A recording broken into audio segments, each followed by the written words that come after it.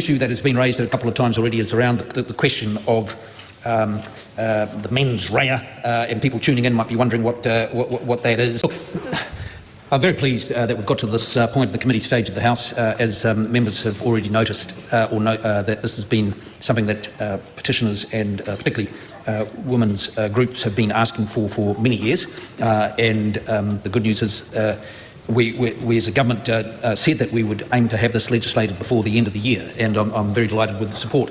I think on all sides of the House we're managing to achieve that, and I want to thank all members in Parliament for that support. The issue that has been raised a couple of times already is around the question of the mens rea, and people tuning in might be wondering what that is. But in terms of, there's been great debate about the test, because what this legislation does is criminalise stalking and harassment, and it includes a very wide range of behaviours.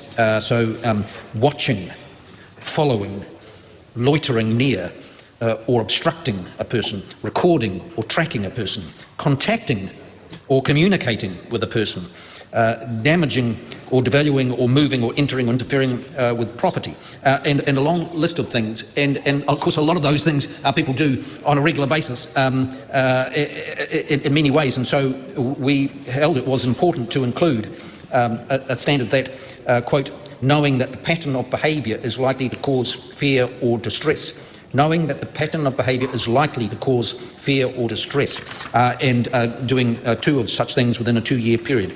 And so we think that's important. If you took that away and just said ought to know, or lowered that threshold, there is a real risk that there is a potential maximum 5-year prison sentence, and if there was a lower standard, there is a risk, given the wide net of specified acts, that we would subject people who are annoying but innocuous to being liable to a lengthy prison sentence. And so that's why we do think that the clear hurdle of knowing that the pattern of behaviour is likely to cause fear or distress is important. Otherwise, we're keen to get this legislation through, and happy to answer.